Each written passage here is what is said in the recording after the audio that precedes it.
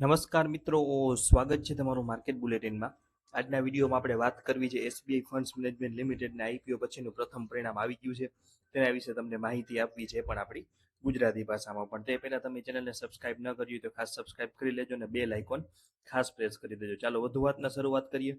આજે 21 જુલાઈ 2026 રોજ ભારતીય શેર બજારમાં તાજેતરમાં લિસ્ટ થયેલી 21 જુલાઈએ દેશની દિગ્ગજ asset management company SBI funds management લિમિટેડે લિસ્ટિંગ બાદ પોતાના પ્રથમ ક્વાર્ટર એટલે કે ક્વાર્ટર 1 FY27 ના નાણાકીય પરિણામો જાહેર કરી દીધા છે. કંપનીએ 3 ઓગસ્ટના રોજ મળેલી બોર્ડ મિટિંગમાં 30 જૂન 2026 રોજ પૂરા થયેલા ક્વાર્ટરના અનઓડિટેડ પરિણામો સાથે કેટલાક મહત્વના કોર્પોરેટ નિર્ણયોની પણ ઘોષણા કરી છે.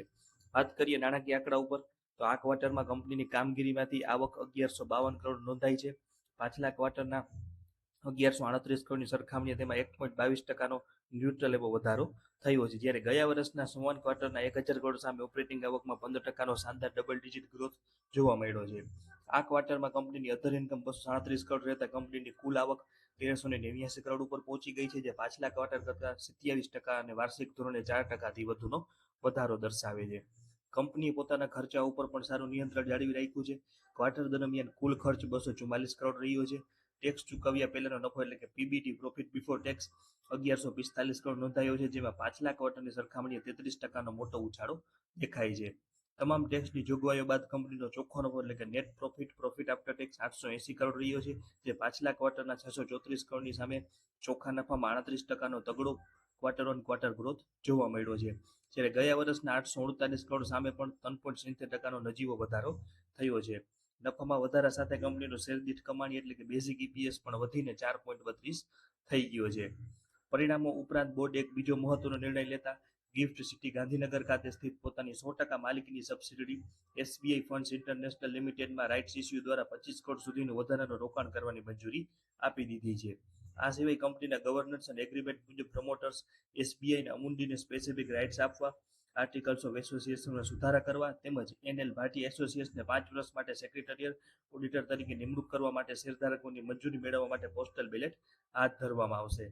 હવે સ્ટોકના ભાવ અને રિઝલ્ટના વિશ્લેષણ ઉપર આવીએ તો 574 રૂપિયાના આઈપીઓ ભાવ સામે આ શેરે 625નો હાઈ અને 565નો લો બનાવી અને ગઈકાલે 588 રૂપિયા આસપાસ ક્લોઝિંગ આપ્યું છે. એટલે કે લિસ્ટિંગ ડે પછી શેર પોતાના આઈપીઓ પ્રાઇસની ખૂબ જ નજીક છે અને સ્થિર રેન્જમાં ટ્રેડ થઈ રહ્યો છે. નાણાકીય પરિણામોની વાત કરીએ તો ક્વાર્ટર ઓન ક્વાર્ટર નફામાં 38%નો વધુ મોટો ઉછાળો છે અને ઓપરેટિંગ આવકમાં પણ 15%નો વધુ મજબૂત ગ્રોથ દેખાય છે. જે લોકો પાસે આઈપીઓ સમયથી આ શેર હોલ્ડ પર છે તેમણે કોઈ ગભરાવાની કે અત્યારે મૂંઝાવાની જરૂર લાગતી નથી. ભારતનો એમસી સેક્ટર સતત વધી રહ્યું છે અને એમાં પણ એસબીઆઈ મ્યુચ્યુઅલ ફંડ દેશનું સૌથી મોટું અને વિશ્વસનીય નામ છે. તો શોર્ટ ટર્મમાં ભલે શેર એક જ રેન્જમાં કદાચ રમી રહી હોય, પરંતુ કંપનીના ફંડામેન્ટલ મજબૂત હોવાથી અને લાંબા ગાળાનો વ્યૂ હોય તો આ સ્ટોકમાં કંઈ ખોટું દેખાતું નથી. ભારતીય બજાર અને મ્યુચ્યુઅલ ફંડ ઇન્ડસ્ટ્રીના ગ્રોથનો સીધો ફાયદો આગામી સમયમાં આ કંપનીને ચોક્કસ મળી શકે છે. તો મિત્રો, આ હતું એસબીઆઈ ફંડ્સ મેનેજમેન્ટ લિમિટેડના પરિણામો અને સ્ટોકના ભાવનું વિશ્લેષણ. જો તમને માહિતી ઉપયોગી લાગી હોય અને માહિતીસભર વિડીયો લાગ્યો હોય તો વિડીયોને લાઇક અને તમારા મિત્રો સાથે શેર કરજો. આવી સચોટ માહિતી સૌથી પહેલા મેળવવા માટે આપણે માર્કેટ બુલેટિન ચેનલને સબસ્ક્રાઇબ કરીને બેલ આઇકોન દબાવવાનું ના ભૂલતા. એક ખાસ નોંધ લેજો કે આ વિડીયો માત્ર એજ્યુકેશનલ અને ઇન્ફોર્મેશનલ હેતુ માટે બનાવવામાં આવ્યો છે.